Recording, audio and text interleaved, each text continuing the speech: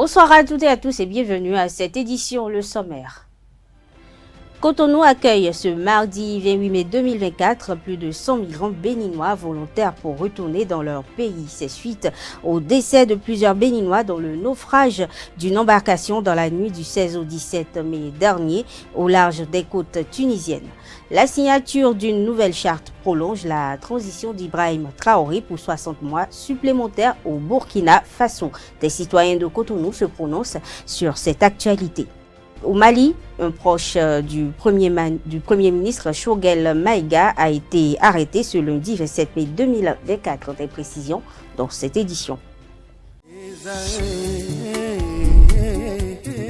L'École supérieure d'administration, d'économie, de journalisme et des métiers de l'audiovisuel ESAE offre de nouveaux challenges pour l'année universitaire 2023-2024. Étudiantes et étudiants, parents d'élèves nouveaux bacheliers, ESAE, c'est la garantie d'une formation de qualité à des conditions très avantageuses. À Gbedjromede, à Papa, à Boumekalavi et Parakou, inscrivez-vous en administration générale, administration du travail et de la sécurité sociale, trésor et finances publiques, impôts, diplomatie et relations internationales, journalisme et métiers de l'audiovisuel, gestion des marchés publics, planification et développement local, sciences économiques, sciences juridiques et toutes les filières des sciences de gestion. ESAE vous offre des bourses, demi-bourses et de réductions pour les premières inscriptions dans toutes ces filières. Waouh! En licence 1, 2 et 3 et en master, bénéficiez jusqu'à 50% de réduction sur tous nos sites. N'est-ce pas génial? Infoline. ESAE Gbedjromede, 3e rue à droite en quittant le carrefour Le Jador pour la BIBE Jéricho ou au plus 229 90 93 65 21 98 98 14 00 à Kpakpa au plus 229 52 88 33 33 à Boumekalavi au plus 229 52 88 44 44 Parakou au plus 229 52 46 12 12.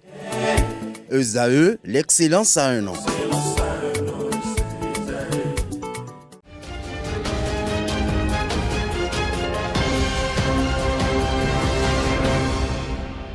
Bonsoir à nouveau au Burkina Faso. Les assises nationales sur la transition qui ont commencé le samedi dernier et devraient durer 2 jours ont finalement pris fin dans l'après-midi du dimanche 26 mai dernier. Ce avec la signature d'une nouvelle charte prolongeant la transition du capitaine Ibrahim Traoré pour 60 mois supplémentaires. Quelques citoyens béninois commentent cette actualité au micro de Kanté Amoussou et Nassirine Fatoumbi.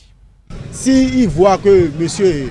Ibrahim Traoré peut faire l'affaire et régler leurs problèmes, moi je dis bravo. Mais s'il veut devenir président, ils n'ont qu'à aller se déshabiller et venir aller aux élections pour que leur population va les élus pour qu'ils deviennent président. Vous savez, c'est le peuple qui a le monopole, c'est le peuple qui a le dernier mot, c'est le peuple qui choisit son dirigeant. Eh bien, si le peuple dit d'accord, nous soutenons notre dirigeant, eh bien, ce qu'on leur propose, ce qu'on propose au peuple et que le peuple est d'accord, pourquoi pas faire? Les conditions dans lesquelles M. Ibrahim Traoré a pris les rênes du pays, les 3 ans peuvent suffire pour vraiment mettre à plat, pour mettre le pays sur l'orbite.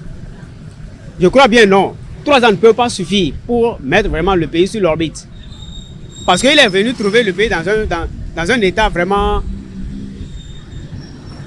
pitoyable. Il y avait des histoires de terrorisme par-ci, par-là. On tuait. C'est une bêtise.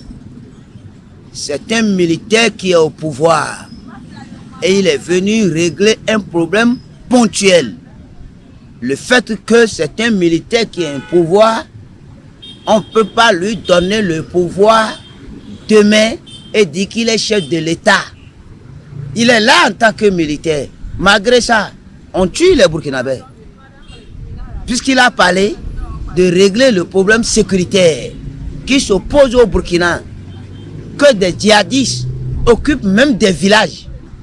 Le ministère béninois des Affaires étrangères a annoncé le 18 mai dernier l'organisation d'une opération d'évacuation de ses ressortissants. À travers une note, le gouvernement précise que 165 migrants béninois sont concernés. Leur rapatriement était initialement prévu pour le 19 mai dernier, mais a été reporté pour ce 28 mai 2024. Il faut rappeler que plusieurs migrants béninois sont décédés dans le naufrage d'une embarcation dans la nuit du 16 au 17 mai 2024 au large des côtes tunisiennes. Plus de précisions vous seront fournies dans nos prochaines éditions.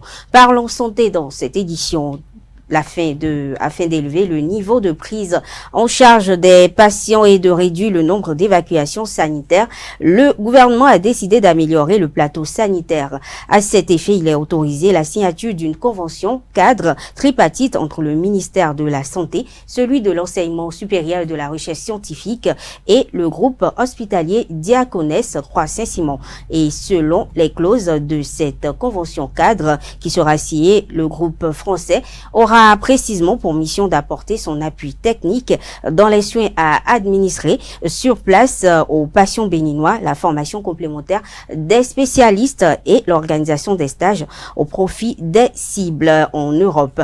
Notons que ce dispositif opérationnel visant la qualité d'exécution, la qualité des soins vient renforcer les mesures en cours d'exécution et qui concernent la construction du centre hospitalier international de Calavi-Chic. Le Bénin fait désormais partie des 17 pays membres du Fonds de développement d'exportation en Afrique FEDA.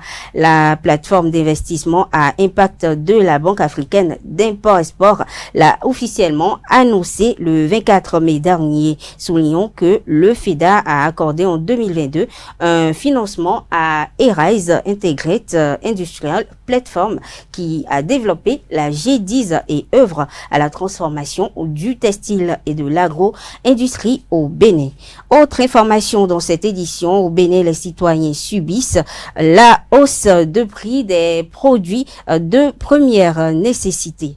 Et à cet effet, cette situation affecte et vendeurs et citoyens. À cet effet, des citoyens de Parakou se sont prononcés sur cette situation. Ils sont au micro de Constantine Arodinou et de Samuel Aguiar.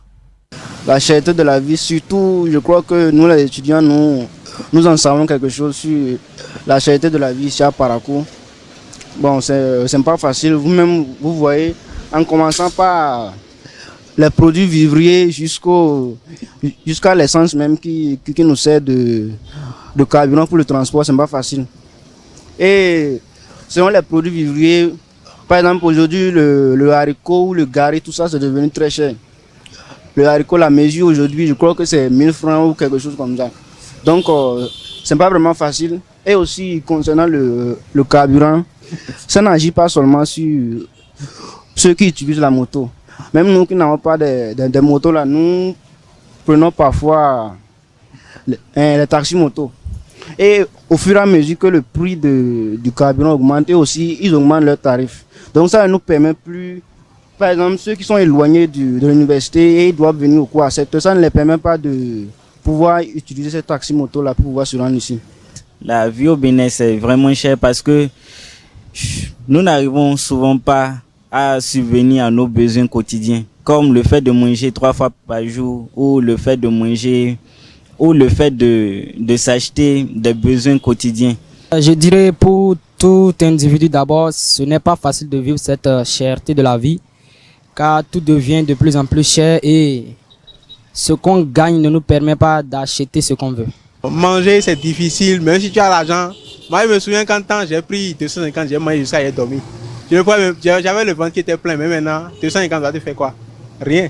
Tout est devenu cher avec les réformes qu'on sort. Donc actuellement même où il y a la crise avec le Niger, je pense que tout est cher. La cherté de la vie au Bénin, c'est vraiment un gros problème puisque tout monte, le prix de tous les produits monte. Et les prix montent, mais les revenus ne montent pas. Donc finalement, tout le monde en souffre, les salariés, les étudiants surtout, tout le monde en souffre. Les produits, les marchandises dans les marchés, c'est cher. Par exemple, les trucs que nous payons au marché à 1000 francs, c'est devenu à 1500. 2000 là, c'est à devenir 2500. Et cela entraîne notre vie dans désespoir. Si je prends l'exemple typique de l'exportation des céréales, nous produisons. Et je pense que l'État ne subventionne pas comme il le faut ces filières-là. On subventionne plus le coton qui est transformable en habit, ce qu'on ne peut pas manger. Or, le développement d'abord c'est la population, le social. Et quand on parle du social, il faut les hommes, il faut qu'ils mangent quand même et soient à l'aise. Pour les apprenants d'abord, ça ne peut pas les amener à bien mener leur étude parce que la cherté relative par exemple aux produits vivriers, ça ne leur permettra pas de bien se nourrir. Et un étudiant qui n'est pas bien nourri, bon, ça peut l'amener par exemple à se lancer dans le vol, la cybercriminalité et d'autres vices que nous connaissons aujourd'hui. C'est la plupart des étudiants qui le font. C'est pas facile de gérer et en cas de maladie par exemple, il n'y a pas de moyens pour soigner ses enfants, tout cela. Et pour nourrir toute une famille parce qu'il y a des pères de famille, il y a des émigrants qui nourrissent des familles. Et avant de monter sur le ZEM, on réfléchit même d'abord. Et le ZEM, avant de te donner son prix, réfléchit une fois. Donc, ce n'est pas facile pour tous ces gens-là. Par exemple, si tu vas pour aller ce que tu as gardé dans la poche, si cela ne te permet pas à payer quelque chose, donc tu es obligé d'aller voler. Est-ce que vous voyez un peu? Pour pouvoir satisfaire tes besoins. Sur les habitants de Parakou, la cherté de la vie entraîne surtout chez les jeunes déjà une certaine délinquance, l'habitude et la facilité à faire recours au vol et à la prostitution chez les filles et à certains vices pour pouvoir arrondir les fins de mois ou je sais pas, et ce genre de choses. Je crois que si cette marche vraiment tenait lieu, nos autorités ne pourront pas rester là les yeux fermés. Ils vont devoir au moins écouter le message que ce syndicat-là va avoir à passer. Et s'ils écoutent ce message et ils restent là sans réagir, je crois que ça serait vraiment dommage pour le Bénin.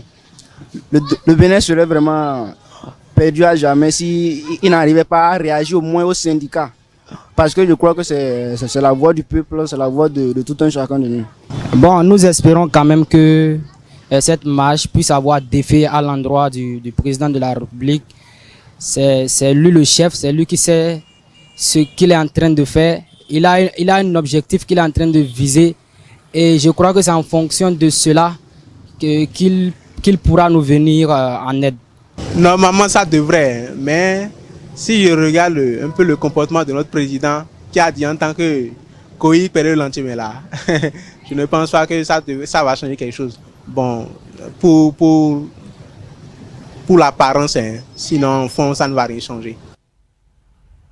Le statut de la femme célibataire qui élève généralement seule sa progéniture ou ses enfants est de plus en plus remarqué et observé dans notre société ici au Bénin. Et dans ce micro-trottoir réalisé par Francis Fahmi, quelques citoyens en parlent.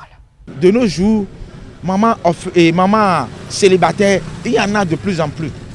D'autres mamans créent de leurs propres mains parce qu'elle veut que l'homme m'aime. Elle va chez les traditionnels. Au lieu de lui faire le vrai basse, on lui donne de poison. Elle va mettre dans le repas de son mari. Et le mari décède. Il y a d'autres, quand ils cherchent premièrement la femme pour la marier, ils montrent ce qu'ils ont. Je vais te faire ceci, je vais te faire ceci. Vous avez vu. Et c'est lorsqu'elle est venue dans le foyer maintenant, après avoir un enfant ou deux enfants, elle se rend compte que le monsieur là c'est un faux type. Il y a beaucoup de femmes aujourd'hui qui ne veulent pas souffrir avec leur mari. Une, deux, ils abandonnent leur mari. Une, deux, ils abandonnent leur mari. Commencez par porter des mini-jupes. C'est le manque de travail. La jeunesse, beaucoup aujourd'hui, pour avoir le bac, il faut avoir près de 20 ans. Aujourd'hui, à 16 ans, les gens ont déjà le bac. Licence avec 18 ans. Et ils ne gagnent rien. Après ça aussi, il y a les hommes qui bassent les femmes. Si vous bassez une femme, vous n'allez pas continuer. Vous allez faire un temps seulement. Vous allez faire seulement un temps et vous allez vous séparer. Et on voit encore de ces gens de mères célibataires.